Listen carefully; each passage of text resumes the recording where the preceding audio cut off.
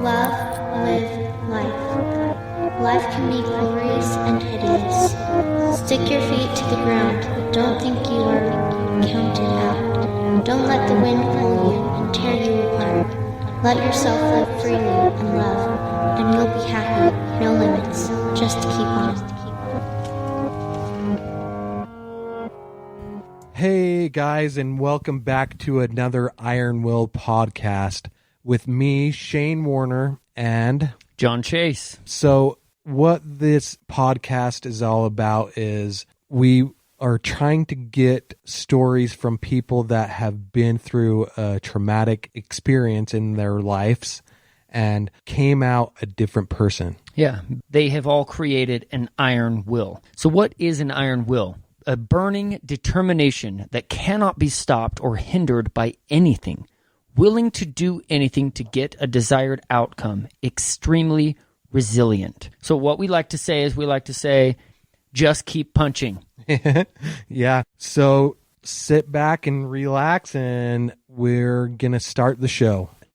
Okay, and today on the podcast, we have Sidney Smith, and Sidney Smith is a big-time hunter, and so I feel kind of lucky to be interviewing him because right now is the deer hunt. So we just want to thank you, Sidney, and I'm just going to let you introduce yourself. Oh, man, I don't know where to begin. Yeah, my name is Sidney Smith, and I like to party. Awesome. And we're done. Yeah. Yeah, so I'm just a normal guy, really. I grew up in Provo, Utah, and lived there most of my life. I went to school in Rexburg, Idaho, where I met my wife. Been in the hotel industry quite a bit. I lived in Lake Powell. I helped manage some stuff down there, and eventually has brought me here to Vernal, Utah. Okay. And yeah, I have 4 beautiful kids. They range from 2 to 11, 3 girls and 1 boy, and then and a dog. I can't forget. Yeah, even the numbers. I saw he's been getting sprayed by a skunk. Yes. Yeah. How is that to clean up? It's a nightmare. I think if my wife knew that he would have a skunk fetish, I don't think we would have a dog. But, Yeah. Yep. And just love life. Try to live it to the fullest. I guess something that's unique about me, when I wear shorts, people notice that I have prosthetic legs, especially. Yeah. Mm-hmm. And I've been a double amputee now for this November will be 5 years. Okay. 5 years. And can you kind of get into that? Like, I have no idea why you got your legs amputated or anything like that. So just can you kind of tell us what the story on that is? Yeah. Yeah, no, it was, Fighting Ninjas is where I usually start with. No, I didn't listen to that. If you said you haven't heard my story, then I like to play with people. It's like, a bear in a shark. But. Can I tell you? Shane looked over at me and he's like, "What?" That was awesome. It worked. No, it's a great story to tell kids because they're like, "Oh wow!" Yeah. Or, I tell them a shark at the local pond. They'll be like, "Oh, Mom, we're never going swimming here again." You gotta have a sense of humor, right? Oh, that's the only way to get through it. Yeah. You got to laugh at yourself. Absolutely. And, you got to get through it. So, no, what ended up happening was it was a disease ultimately that took them. It's called Charcot-Marie Tooth, and what that disease is, it's a muscular dystrophy that it was something that I was born with, so it was a genetic disorder inherited, and it's a progressive disease. So. Growing up. So you were dealing with like pain all your life, or what? Not exactly. So growing up, I had a normal body. You wouldn't know until I was about 8 when I started having deformities in my feet. And then it wasn't until those deformities couldn't function where I started having pain and then Okay. surgery. So as the older I got, the deformities would progress, and then more surgeries, and then eventually the limb was withering away to the point where it wasn't functional at all, and it was just causing all kinds of sicknesses and pain and for all the bad stuff that pain contributes to. But yeah, I can't imagine like being in that situation where you're living with pain like all the time.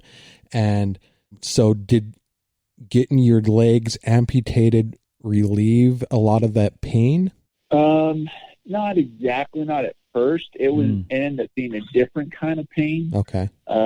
Because I lived with pain for so long, especially, once I hit 30, it was really bad where I couldn't even, go into the store very long to walk. Yeah.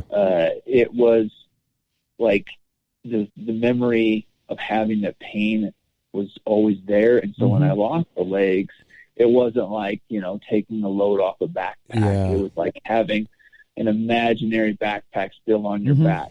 So they call that phantom pain. Yeah. So I heard that. I got that quite a bit. I still get some moments even today where I feel my ankles or like that's so hot crazy. sand or just arthritis. I still feel arthritis in my ankles even though they're not there.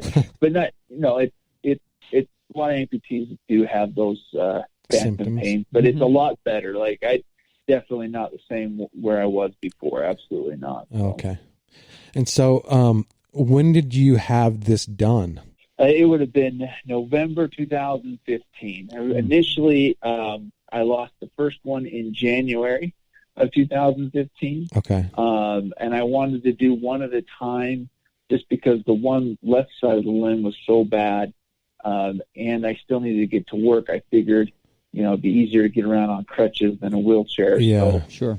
We did one first, and it did okay for a little bit, and then I got really sick, and I didn't take care of the sickness well, and it ended up getting infected really bad.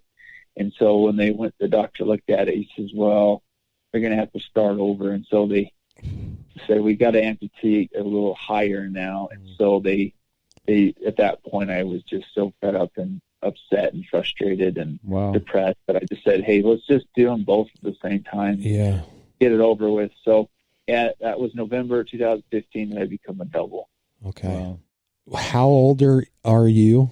How old am I? Yes. I'm 37. I have to sometimes look at my driver's license. Okay. I forget, but yeah, 37. So you lived a pretty long time with both of your legs.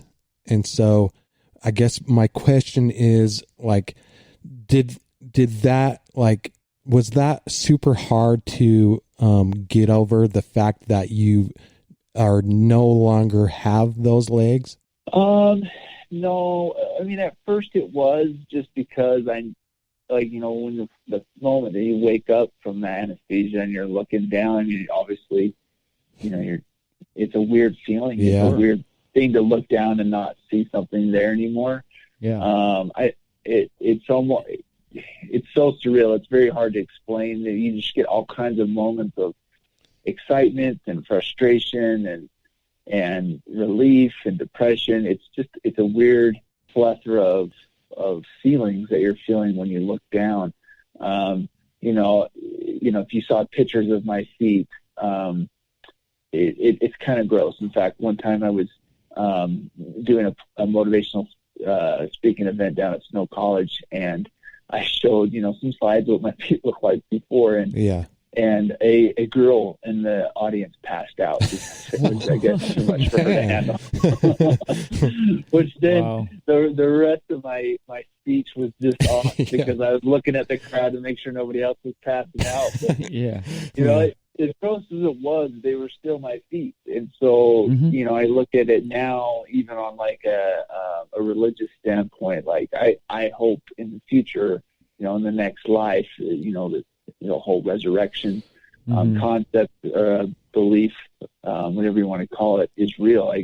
I'm looking forward to have feet, but that's now cool. Where I'm at, I'm grateful for the legs that I have. I'm grateful for the situation I had, just because, being an amputee, it's open doors and opportunities and people and blessings in my life that I couldn't have gotten before. And so it's almost like I lose some, but I gain a whole bunch. Like it's really been a good thing for my life. Yeah. One of those things that I want to talk to you about is you ran an Ironman without feet. Like, how can you explain like the different legs you had to put on to do each event and stuff like that?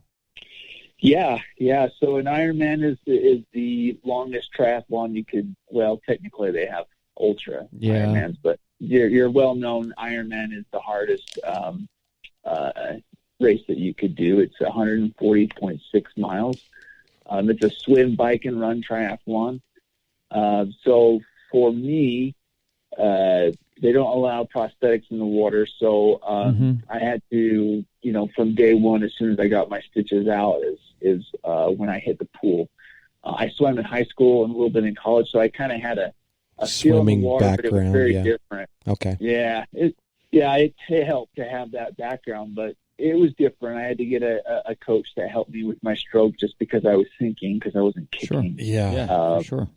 So that was the first hurdle, and then I have biking legs, and then running, and then I had a pair of running legs. Okay. And so you weren't allowed to wear prosthetics in the water? Yes. Okay.